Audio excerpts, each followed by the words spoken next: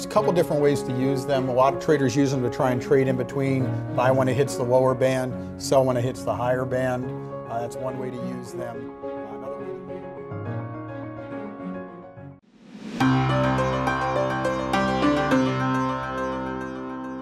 Welcome back, traders and investors, to Benzinga's Pre-Market Prep, brought to you by Charles Schwab. We have Dr. Kris Andersen on the line, and she is the author of the Stock Market Cookbook.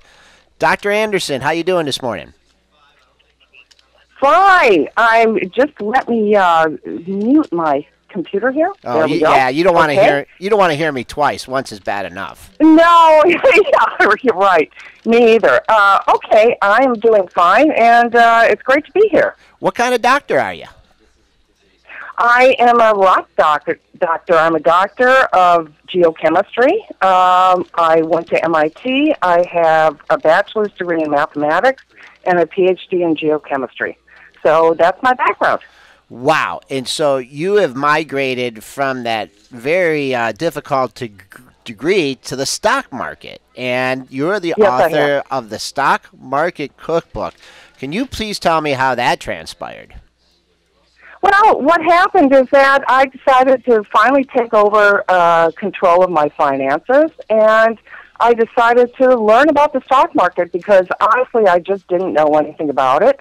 And this was a long time ago. This was about, over 20 years ago. And I just started reading books, and I started trading, and I graduated from stocks to options, and also I traded futures for a while. So I have a pretty extensive background on, most aspects of the market. And what books did you find the most valuable? Oh, gee, there's so many. Well, I have to say, I know you're basically a fundamentalist, but my background is mostly, since, I come from a mathematical background, I'm very technically oriented, and my books are mostly not only fundamental but technical too. I like technical analysis by Martin Pring, and I use him. He's sort of like my Bible there, and I use that a lot. Oh, that's great. Yeah, I'm a fundamental. I sound like I'm a fundamentalist, but I'm a big technician too as well.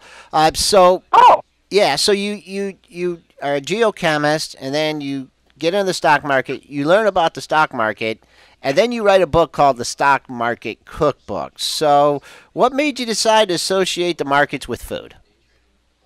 Well, I love to cook.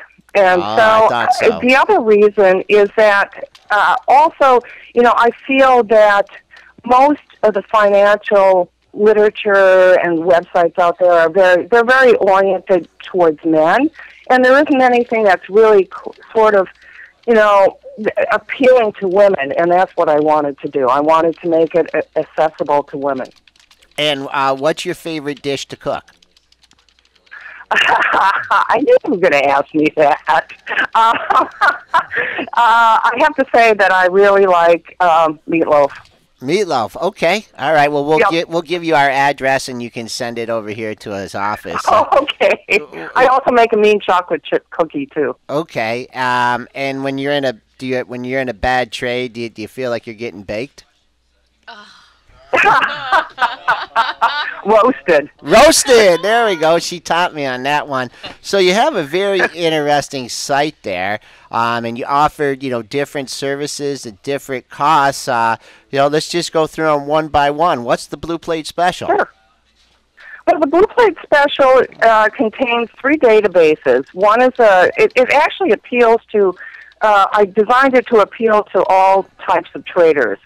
Investors, momentum traders, day traders, and I have different databases that each one would find appealing. The first one is a database of sort of like steady Eddie types of stocks, and these are low beta, low risk, but with the potential of further price appreciation, kind of like blue chips. Okay. And most of them, they pay a dividend, so these are good long-term stocks in a retirement account. And most offer options so that people, can use covered call strategies to generate income on them. So that's one database. And the next one is it's a database of more speculative stocks. They're higher risk, higher returns, and these are the ones that would appeal more to momentum and swing traders. And some of them are very short-term plays, and some of them are longer-term plays. For example, current trades are Alpha Tech Pro, which is an Ebola play. Tesla and Solar City are in among them too, and they've been great performers. I recommended them over a year ago, and they've just done stellar. So those are some of the trades in that. And the other one is a channeling stock database, and those are for people who like to, these are stocks that bounce between upper and lower boundaries. And so you would buy the stock when it's at a lower bound, when it rebounds off its lower bound, and then sell it or go short when it starts turning over from its upper bound. And that's the blue plate specials. Okay, and what level of sophistication is needed to utilize your site? It's all levels. You can find, for the speculative stocks, you would probably need, a higher level of sophistication, because you need to really time your entries and time your exits, and you have to really sit there and watch the market. But these steady Eddie stocks, it's something they're just buy and hold, if you want. Or you could write covered calls against them, which requires a higher level of, you need to know options, and you have to be clear for options trading on that one. And so you really cover all time frames for your trades then. I mean, you're talking about the portfolio preserver, where your longer term trades, and then, you have like your speculative day trades. That goes under the blue plate special, or is that under the cooking recipes?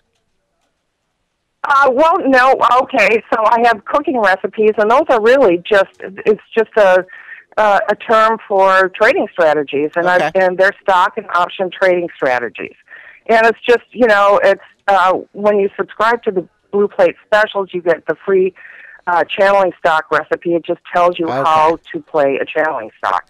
And so I just have, covered call strategies, cash secured put strategies, hedging strategies, and that's, I think I have like 20 recipes. Yeah. Wow. Okay. So so those are the recipes, and the Portfolio Preserver is actually, that's a separate website. It's portfoliopreserver.com, and it's what I've done is I've taken modern portfolio theory, which I'm sure you know of. You know what that is. It's an asset allocation strategy. It's a Nobel Prize winning strategy. And I've applied a sophisticated market timing mechanism to it. So what it does is it takes all the great aspects of modern portfolio theory, and it applies market timing to it. And so what it does is it actually takes you out of, the risky asset classes during times of market corrections. And so, for example, during, the dot-com bust, what it would have done is take your money out of stocks and put you into bonds, and you actually would have earned money during that period instead of losing, like 50% of your portfolio, which if you were classically allocated, you would have done. So let's talk about some of your go-to technical analysis techniques. I know that you're a student of Martin Pring, but everyone has their own technical analysis that they like to lean on. What's your preferred? Well, I've run through the whole gamut: Fibonacci points and Bollinger Bands and different oscillators, RSI, stochastics, all that kind of stuff. But honestly, I find the best is support and resistance levels. And also I like head and shoulders too. And those are really my go-to technical, technical points, I think, and those are the most reliable too. Okay. Oscillators really don't work in a trending market that well. But, you can always rely on support and resistance. Okay, so fundamental analysis. Would you keep a close eye on earnings? Do you play stock into earnings, perhaps with some weekly options, or what other fundamentals do you follow? Well, I think fundamental analysis is most important. In fact, it's of primary importance to me in shorting a stock because you need to know that the company's business model is not working. There has to be something broken there, like the buggy whip maker. So that's when I find that fundamental analysis is of utmost importance.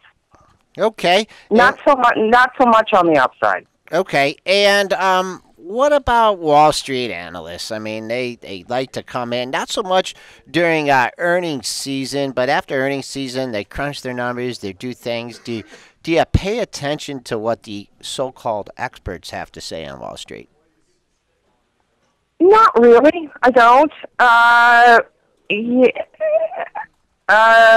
Well, without treading on too many feet, I mean, I think a lot of them work for brokerage firms, so their analysis may reflect the feeling of the brokerage firm. I don't know if they're all very independently minded, so I don't follow them. I mean, there are some people that I follow that I like. I value their opinion. Like I like John Najarian on CNBC. He's an options player, and I followed him for a very long time. He's been around for a long, long time, and I value his opinion. And I also like Mark Chaikin. I've done webinars with him, and he's really kind of one of the technical analyst gurus out there, and I think he's very good too. Okay, so all right, we've had some crazy volatility in the market, and especially last week. Now, you sound like you're a long-term investor as well as looking at shorter-term setups and trades and stuff. Were you able to ride that out last week? That was one heck of a sell-off, and now a rebound. Did it shake you from your foundation and get you out of the market? Now you're scrambling to get back at higher prices, or did you take a little bit of stuff off ahead of time so you had a little extra buying power to participate on that quick downside move?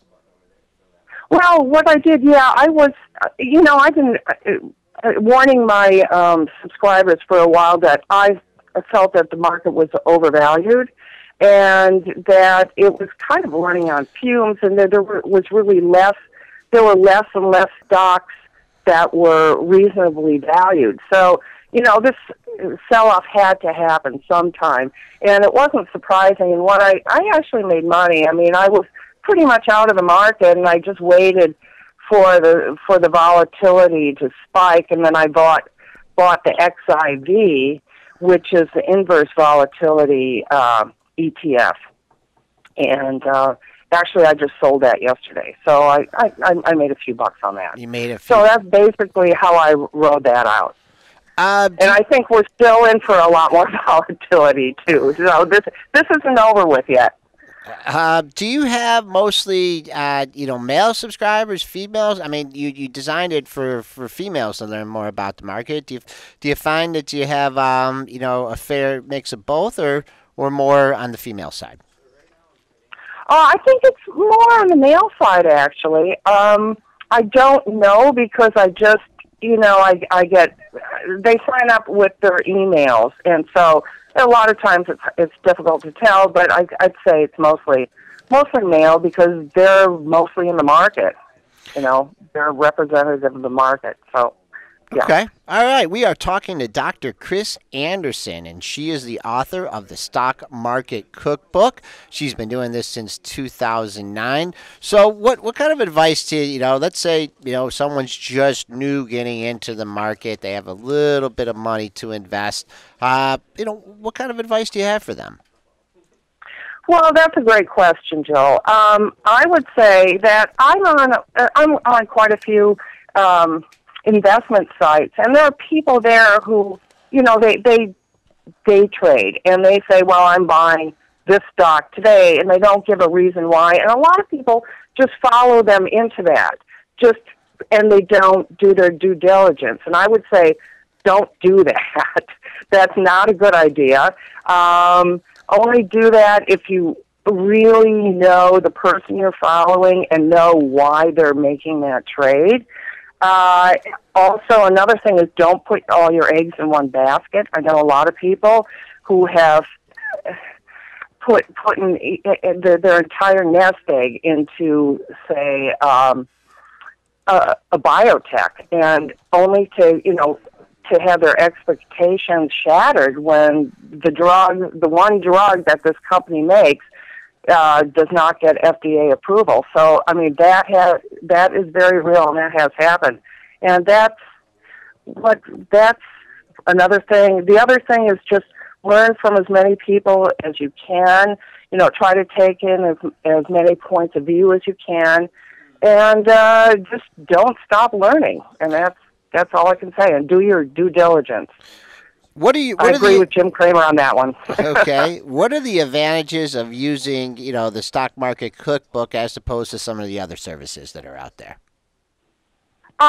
It's just, I try to appeal to a lot of investment tastes, and palates, going on a cookbook thing. And I'm not as expensive as a lot of other services, and so it's just more of an advisory service, and that's if you want investment ideas and advice and inspiration. That's this is the place to go. Okay, and are you doing a promo right now that you'd like to tell us about? Yes, I am. I'm doing a promo on my Portfolio Preserver. It's portfoliopreserver.com. We will send you a free report according to your risk return profile, and that's a $20 to $30 deal.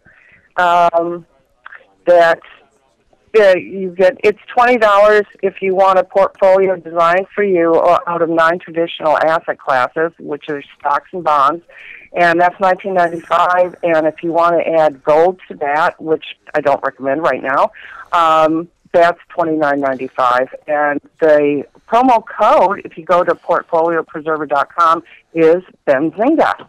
Benzinga. Okay, great. Yes. All right, we've had Dr. Kris Andersen on the line, and she is the author of the Stock Market Cookbook, giving us recipes for success, you could so to say, in the stock market. Sorry about all the puns, Dr. Andersen, but that's what we do here. Great having you on. Have a good trading day. We hope to have you on again soon. Well, it was great to be here, Joel. Thanks so much.